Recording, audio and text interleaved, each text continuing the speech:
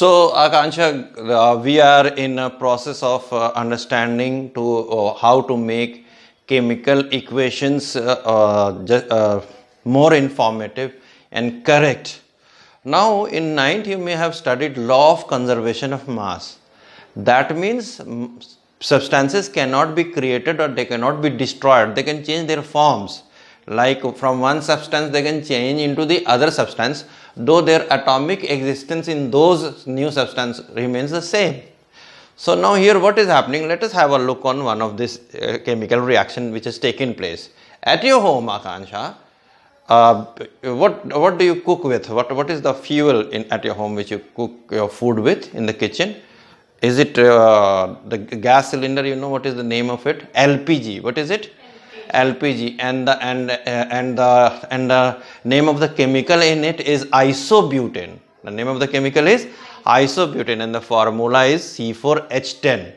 And then in the cylinder you get isobutane. When you open, then you will hear a sound. So isobutane is coming out. When you ignite it, then oxygen from the atmosphere joins in, and then a chemical reaction takes place and carbon dioxide and water is formed. So I have written this over here. Now here there is a technical problem. What is happening? You got 4 carbon atoms this side and you got only 1 here. That means if this chemical reaction has taken place, then that means some carbon atom is not there. We see 3 loss of carbon atom, 3 atoms of carbon are not there. And then other way, now if you see oxygen, there is only 2 oxygen in the reactant side and there are 3 oxygens on the product side. That means if you leave it this way, then it is not going to justify the law of conservation of mass, because it says things cannot be created nor destroyed. So how come carbon has got destroyed and oxygen has got created? So then a very justified way is, and the correct way is, a chemical equation has to be balanced. And when you are balancing the chemical equation, remember, you don't add anything here. Always you have to add something in the front and everything gets multiplied. Suppose I multiply here by 2, that means there are 2 carbon atoms and already 2 oxygen. So 2 to the 4 oxygen, like that. So what is the best way to balance? No such way. Everybody has got his own understanding of balancing. It's flexible. There are a few accepted things, but it does not. All the balancing method are depend on what type of chemical equations we are balancing. I will teach you one here, and then in the next few videos I will give you how to balance. So this is the video 2 of chemical reactions. Now let us see what is happening. First thing is, you try to see in the whole reaction which are the things which are at minimum position. See, carbon here and carbon here. So carbon is at 2 places, hydrogen is at 2 places. Obviously at least 2 places they will be in, but oxygen is at 3 places. So you'll balance the oxygen at the last. So we take which is the minimum. Carbon and hydrogen both are at minimum places. We can balance any one of the 2. So 4 carbon here, so I'll make it 4. So there will be 4 carbon atoms. Now we have got how many hydrogen atoms? We have got 10 hydrogen atoms here. So I'll multiply it by 5. So 10 hydrogen now atoms are there. So now have a look. So carbon and hydrogen are balanced. Now let us see with oxygen. Then 4 to the 8 plus 5 is how much? 13. 4 to the 8 plus 5, oxygen is 13. So your maths now come into display. With what you will multiply 2 to get 13? The simple answer is, if I will multiply it by 13 by 2, then 13 by 2 into 2 is 13. So oxygen is also balanced. Are you following? Oxygen is also balanced.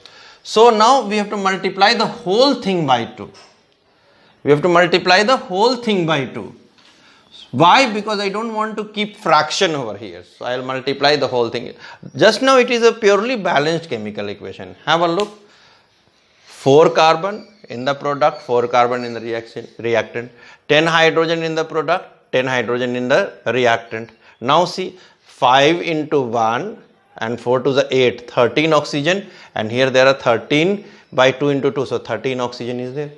But then the fraction does not show nice, so I will does not appear nice. I will multiply it by 2 to cut off this fraction. So it will be 2 C4H10. Now plus 2 into 13 by 2 will be 13. Then 2 into 4 will be 8. And 2 into 5 will be 10H2. Now this is totally balanced. This equation is totally balanced. Let us see, 8 carbon this side, 8 carbon this side, 20 hydrogen this side, 20 hydrogen this side, 10 and 8 to the 16, 26 oxygen and 13 to the 26 oxygen. So this is balanced. So that is, what is the trick?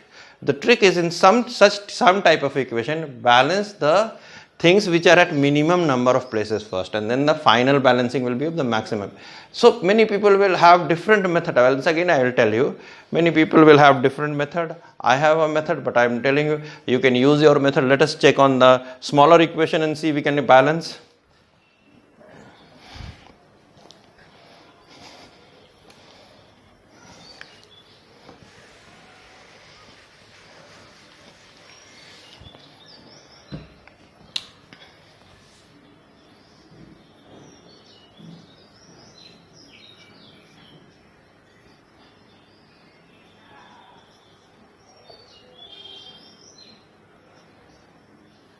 Now let us see which are at the minimum places.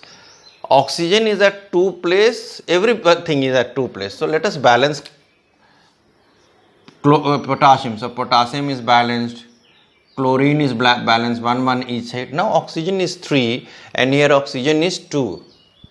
So with what I can multiply 2 to get 3?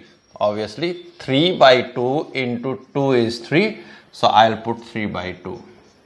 So this is balanced now, because 3 by 2 into 2 is 3. So 3 oxygen here, 3 oxygen, but the fraction does not look nice, isn't it? Fraction does not look nice. So I will multiply the whole thing by 2. So 2 KClO3 gives 2 KCl plus 3 O2, because if you multiply it by 2, 2 will be cancelled. So this is the other one. Now let us try for you now. Akansha, for you now I am writing this. So, and I will be guiding you. I am writing this and I will be guiding you. So,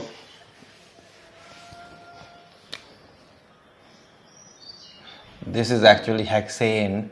In the organic chapter you studied, this is hexane in the naming.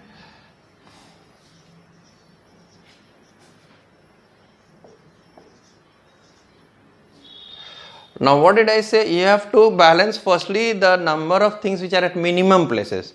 So carbon is at 2 places and hydrogen is also at 2 places, but oxygen is at 3 places. So first we balance carbon. So here there is 6. What should I do? What should I do here? If there is 6 carbon, I will multiply it by 6. So carbon is 6. Now hydrogen is 14. So he already here is 2. So I have to multiply it by what to get 14? 7. So now this is also balanced. Now I will count the total number of oxygen. So 6 2s are 12 plus 7. 12 plus 7 is 19. 12 plus 7 is 19. So I have to multiply it by, now there is 2 already, so I have to multiply it by 19 by 2. Now how to get rid of the fraction? We'll put the 2 in the beginning. Yeah, we will multiply everything by 2. So it will be